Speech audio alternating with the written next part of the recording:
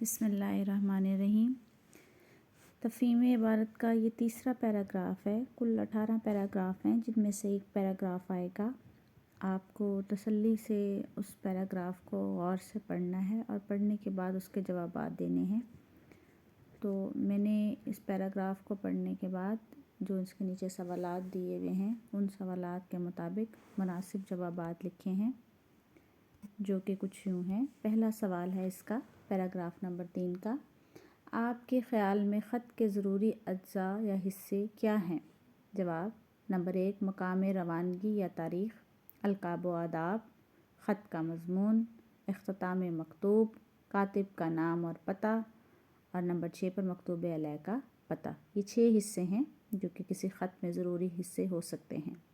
سوال نمبر 2: آپ نے مرزا غالب کے خطوط پڑھے، ان کی زبان کیسی ہے؟ مرزا غالب کے خطوط کی زبان عام فہم اور فطری ہے۔ انہوں نے خطوط میں سادہ اور مکالماتی انداز اختیار کیا۔ سوال نمبر 3: حامد حسن قادری نے غالب کی مکتوب نگاری کی جو خصوصیات بتائی ہیں، ان کا خلاصہ لکھیے۔ نمبر 1: غالب خط لکھتے وقت ایسا انداز اپناتے ہیں جیسے دو لوگ آمنے سامنے گفتگو کر رہے ہوں۔ نمبر 2: سادہ زبان کا استعمال کرتے ہیں، روزمرہ اور محاوراتی انداز استعمال کیا۔ سوال نمبر 4: قدیم دستور مکتوب نگاری کیا تھا؟ یعنی پرانے وقتوں میں کس طرح خط لکھے جاتے تھے؟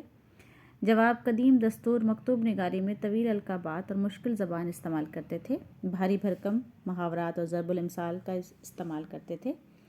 اور آخری سوال 5: خط کیوں لکھا جاتا ہے؟ خط کے ذریعے ایک شخص اپنے حالات سے دوسرے کو آگاہ کرتا ہے، اس وجہ سے خط کو نصف ملاقات بھی کہا جاتا ہے۔